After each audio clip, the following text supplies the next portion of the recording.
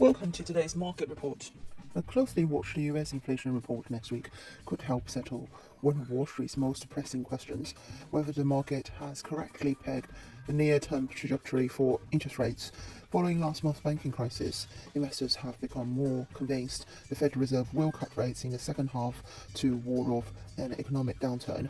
Such bets have pushed bond yields lower, supporting the giant tech and growth stocks that hold sway over broad equity indexes.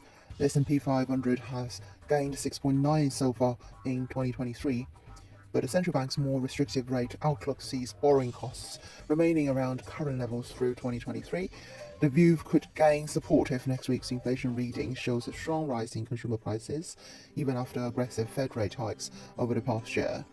If CPI comes in hot, investors will start to price interest rates closer to whether the Fed is and likely pressure asset prices. The US employment data for March, released Friday, showed signs of resident labor market tightness that could prompt the Fed to hike rates again next month.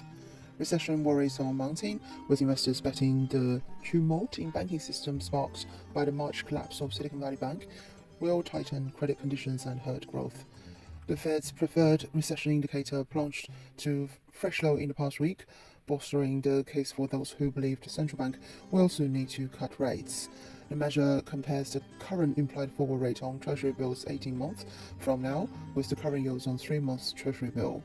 Pricing in future markets shows investors betting that central bank easing later this year will drop the Fed funds rate from 4.75% to 5%, currently to around 4.3% by year end.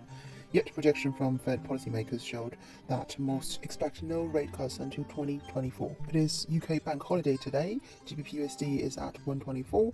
Euro/dollar is at 108. This is today's market report. Thanks for listening. We'll see you next time.